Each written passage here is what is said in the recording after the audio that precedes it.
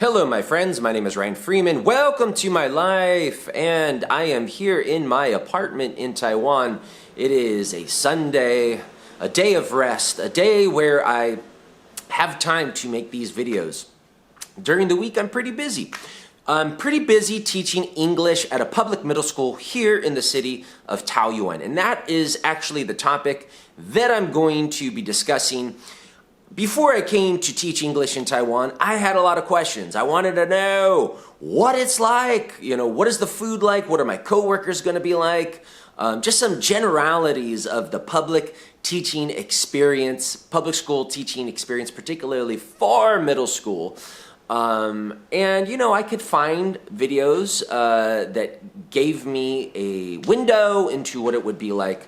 But now that I have had personal experience, almost a month, I guess I thought I would just share some information that I would have found relevant and interesting when I was doing the research process. So this could possibly be for prospective teachers who would like to come over to Taiwan. And by the way, you don't really have to have that much experience teaching to get a job teaching at a public school here in Taiwan. You only really need to have a bachelor's degree and a substitute teaching license from any state in America. And for those of you who would like to do this, you can get a very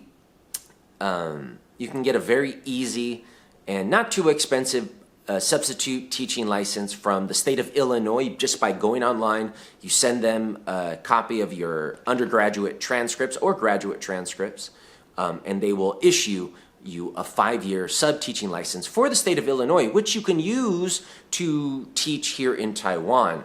Unfortunately, when I did this process, because I had previous substitute teaching license in California, I just renewed that, and unfortunately California only does 1 year at a time, and that was not good enough for Taiwan, so I ended up blowing like $140, something like that, renewing my license here in California. Then I had to get the Illinois one, which I should have just done in the beginning, because that's actually what had been recommended. So basically that's all you need. You need to have, at the bare minimum, a bachelor's degree. You will get paid more if you have a master's degree. You'll get paid even more if you have a doctorate's degree. I have a master's degree.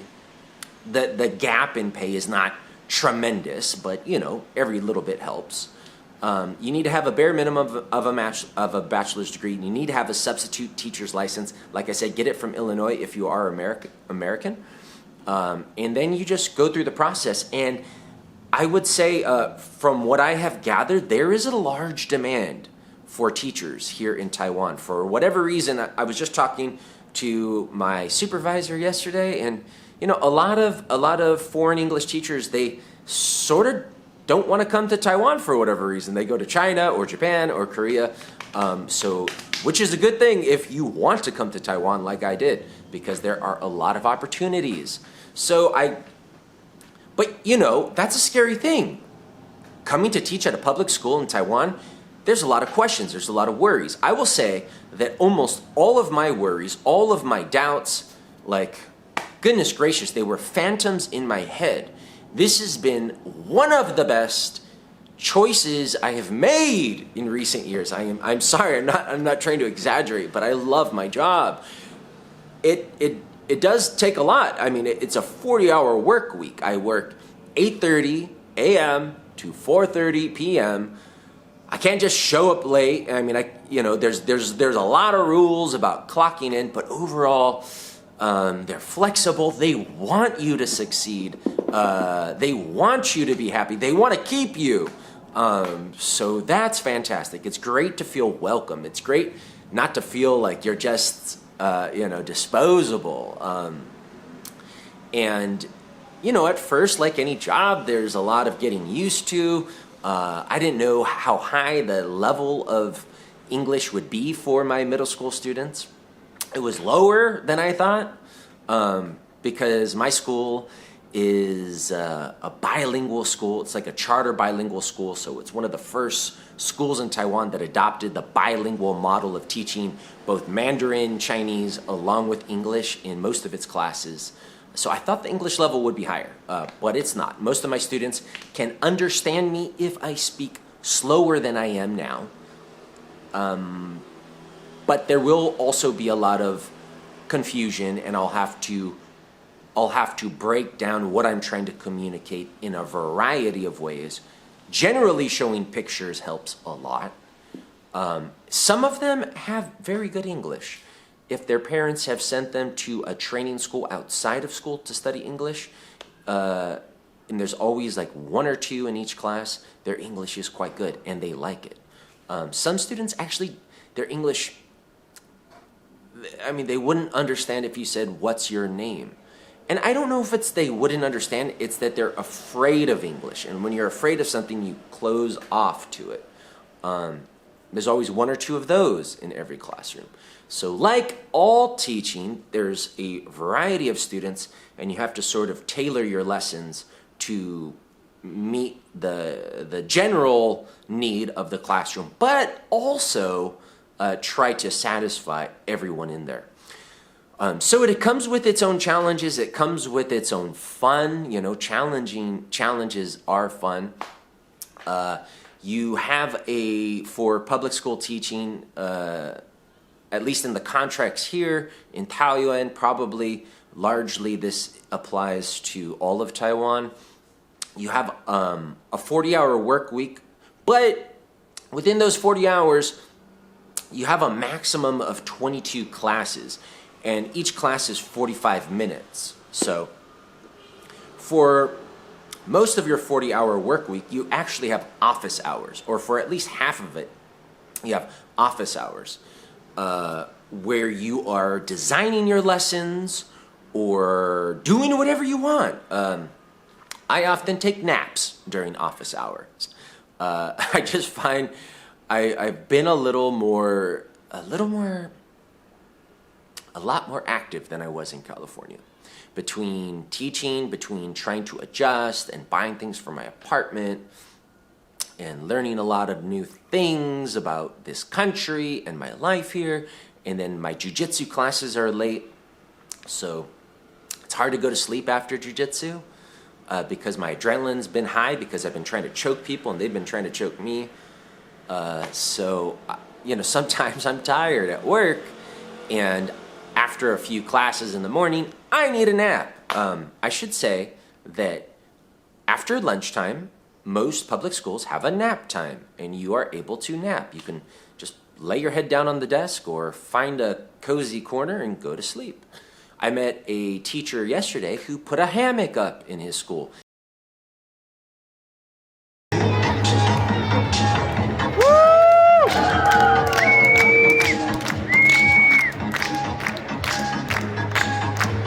His school is kind of near the beach where he gets an ocean breeze, and it's like, how much can you get away with? I brought in a pillow, which, some of the teachers were kind of like, oh, he brought in a pillow. Like with every job, how much can you get away with? But it's not uncommon, to just see teachers with their head down, they're crashed out, they've covered their head with a jacket so there's no light. You can just check out during office hours. So I like that hammock idea. I might do that in the future. So maximum of 22 45-minute classes. However, sometimes you might get less. You might get 16. You might get 18. So your teaching load might be higher or lower depending upon the school, depending upon the year. So there are no guarantees. And all of your classes might be just on 2 or 3 days. And so you're really busy and then you've got nothing to do. Or it might be spread throughout the week. So, there's a wide gamut of how your schedule might actually manifest. I got the maximum, 22 classes, and I was like worried about that, talking about the phantoms of my mind, but it's turned out to be really easy. Because I only have 3 classes to prepare for. I have 12 of those 22 classes are a bilingual health education class. So I am actually teaching health education, about anatomy, about hygiene, which I have no proper education. I have the general knowledge that I've acquired living 40 years of trial and error and what I've picked up. But I have a Taiwanese teacher who teaches them. Sally, she's the best. And she does all the prep work on her side. And she teaches them for about 35 minutes. And then she calls me up. It's kind of hilarious. So for those 35 minutes, guess what I'm doing? I'm chilling at the teacher's desk, reading a book. I've been reading the campaigns of Julius Caesar in Rome. So I get to read during my class time because I could follow along in the Chinese lesson, and I tried that, but I prefer spending that time reading a book. So I'm reading, and then all of a sudden I hear all of the attention, every head turns to me, and Sally goes, "Ryan, teacher, it's your turn." Like that, I swear to God. And then everyone looks at me and they start clapping because they're so excited to have you as a foreign teacher in their class. And so then I walk up real cool and I get on the microphone. There's a microphone in each class. It's kind of cool to use a microphone. And you got to play with the volume and how close you hold it. Hello. And then I try to get them to laugh in the beginning. Who's feeling tired? Did you like today's lunch? Whatever like that. And then I go into whatever Sally wants me to teach. So I'm not a control freak. Some of my coworkers, they actually end up teaching for the majority of their bilingual classes.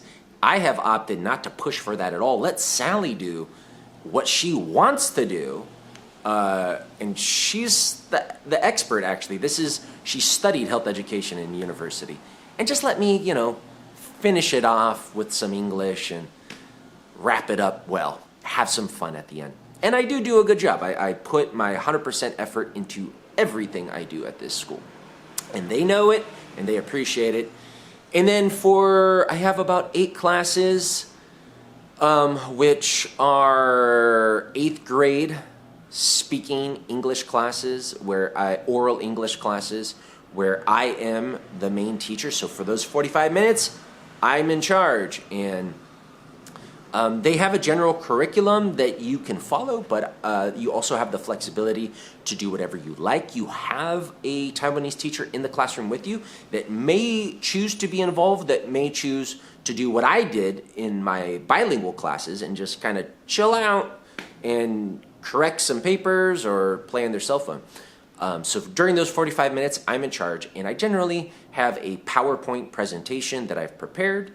So I did one this last week on food, because I find, like you would, I'm sure, if you're not used to Taiwanese food and you move to Taiwan and you're eating the school lunches and you're buying the food in the neighborhood, you would find a lot of things very interesting, but you'd be eating things that you wouldn't really know the name of it. So I just thought that would be an easy way to connect with the students, and it would be actually very interesting to me, because as a teacher, it's hard to get the students interested in a subject if you're not interested. So I always try to teach something that I actually have fun with and want to know about. So I showed some pictures of school lunches, which I'll talk about after this, and ask the students questions and build their vocabulary. And usually the first class of the week, and I'm teaching the same lesson over all of these classes, these 8th grade classes. The first class, you're trying to work the kinks out, and then I always change what I say, change how I do things just to keep it interesting and have fun with it. So on that, out of those 20 classes that I'm teaching, these kids, by the way, if you hear a lot of ambient noise, it's because my windows are open. If I close them, it's going to be a little warm. Plus, I like a little ambiance. So out of those 20 classes that I'm teaching these kids, there's only really 2 lesson plans. So there's not a lot of planning. That's why I said in those office hours, there's not a lot of stuff you got to do, especially if you're efficient. So I make one PowerPoint presentation, and I can talk for like 5 minutes on one picture, because how many things can you talk about in a picture? And then you tell a story, and then you call kids up. I mean, it's pretty easy, guys. Pretty easy gig. And then the class with Sally, I mean, come on. I'm reading a book most of the time. And then I have one class where I teach the teachers. So these are teachers who are required because of this bilingual initiative that is Taiwan-wide, and Wenchang, the school that I'm at, is like a charter for this bilingual program. They have a great interest in improving their English and becoming at least more comfortable using it because they have to. And some of them actually really do have an interest. I mean, they travel, they're into Western culture. So I have about 12, 13, 14 teachers who come in to a very comfortable sofa arrangement, like a circular sofa arrangement. And there were books for this thing, and I thought, I'm going to have to prepare these complex grammar activities for the higher level of English of the teachers. But no, first day I'm like, what do you guys want to do? Do you guys want to use these books, or do you just want to have a free chat? Huh? And they're like, free chat. So we just talk, and I wanted to know what their opinion was of this bilingual initiative in Taiwan. I wanted to know their opinion of teaching English. I wanted to know their opinion of the students. And so last Monday, I just guided them. I guess there's a lot of fireworks, so I'm just going to close this a little bit. So last Monday, I just guided them through all of the things that I was interested in, and they wanted to talk about that. They wanted to unfurl their opinions, because I would say that there is a heavy pressure on any job to sort of stick to the company line, or to drink the Kool-Aid of the mantra of bilingual education for everyone, or we got to sell more widgets for whatever company that you can think of. But individuals, we have our own opinion of is this making my life difficult? Is it actually been effective? So it was fantastic. We just talk. They like talking, and they really enjoy it. And when I finished, I walked into the office where the director is and all of that, and they're like, teachers love your classroom. Everyone's laughing. And they even asked, I'm not gonna brag, but anyways, let's just say that you do a good job, and they recognize it, and they want you to do a good job.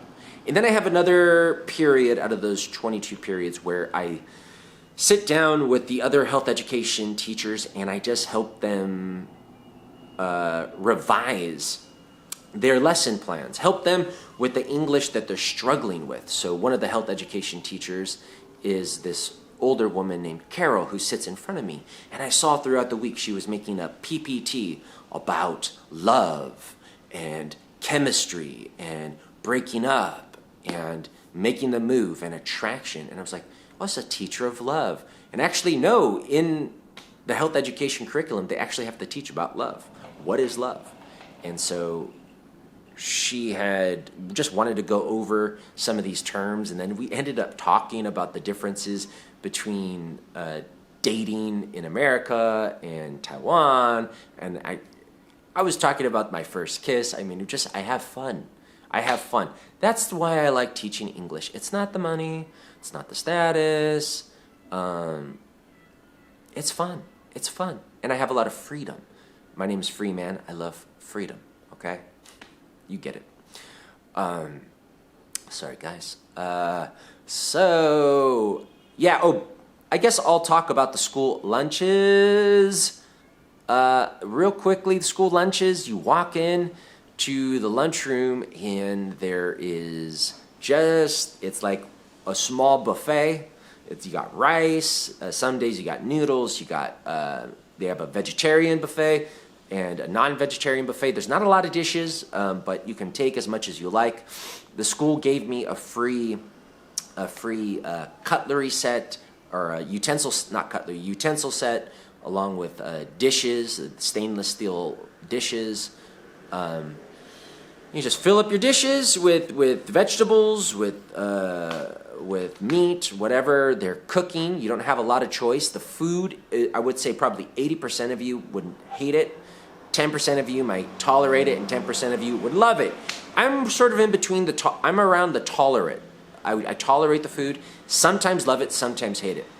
I like Taiwanese lunches because it's very well rounded. You always have vegetables, like bok choy or broccoli or carrots. I mean, there's always vegetables. I like eating my vegetables, and it's cooked vegetables, and it's not bad.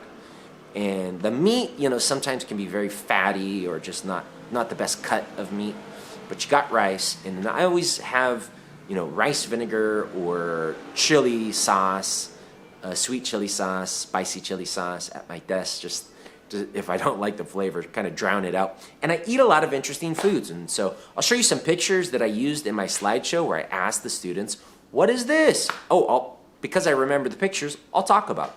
So here's the first picture you're looking at, and in this picture you can see 3 dishes.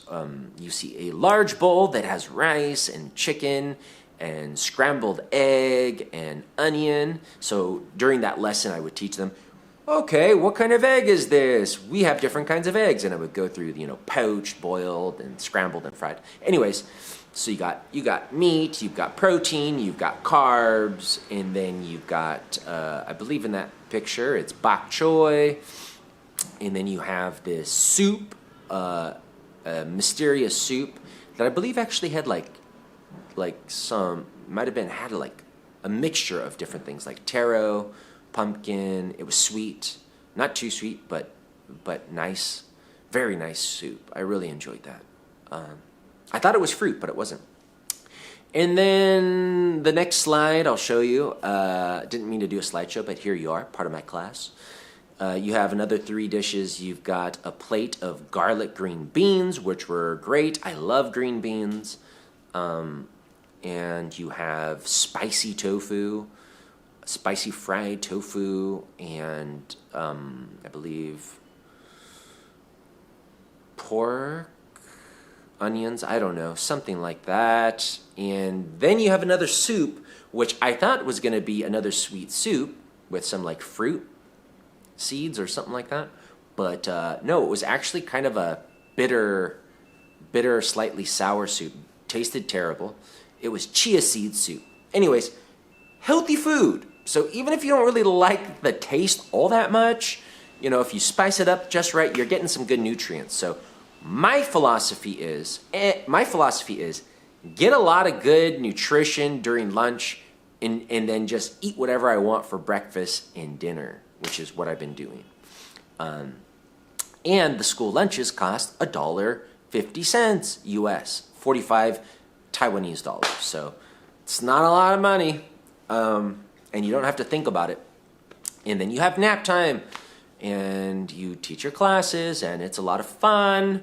And the last thing that I'm going to say, this is a long video, I know, guys, but oh well. And the last thing I'm going to say is you do special activities as a public school teacher.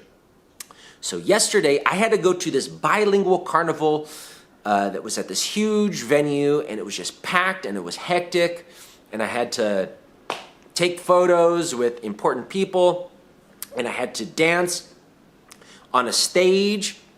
I'll show you a video of us rehearsing. Here it is. Here.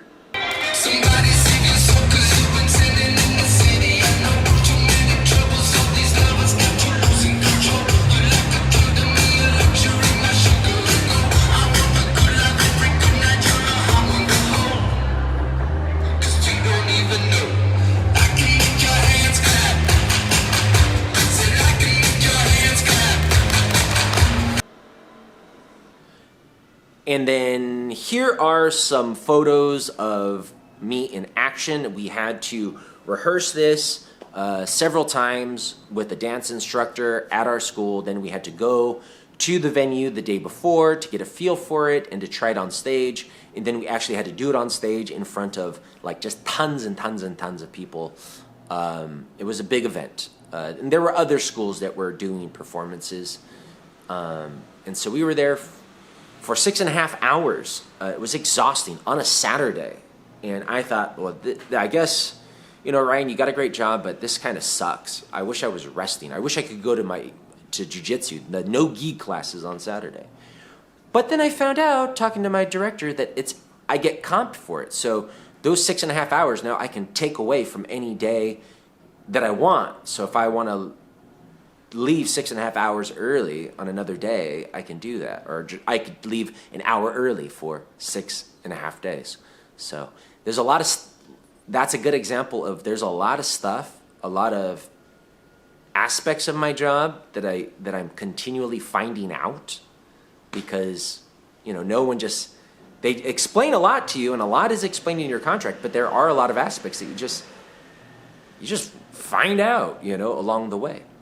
So I had to do this dance. The kids loved it. They fed us McDonald's. By the way, McDonald's here makes some really good fried chicken, like a KFC fried chicken, like an original recipe, but way better than the KFC back home. God damn, that was some of the best fried chicken I've had. Sorry, excuse my language. And the kids loved it. We got on a bus. You bond with the students. You meet other teachers. I met some really cool people. You meet some bigwigs. I was kind of a little star at the show, and so I had people complimenting me, giving me free milk teas, and wanting to take pictures. And so that's fun if you like to perform. And I got a bond with my coworkers. There were three. I have worked with 3 young African ladies, and there was a little friction in week 1 or week 2, but now we are best of buddies. So that was cool. Yeah. So lots of fun teaching at a public school. This was a very long video. If you stayed through this, write down below. I watched the whole damn thing, Ryan. And then let me know what you want next, because I will reward you for your commitment to my video. I hope you got something out of this. Thank you for watching. My name is Ryan Freeman. I have a lot more to talk about teaching, but I'll save it for another time. I'll talk to you later. Bye-bye.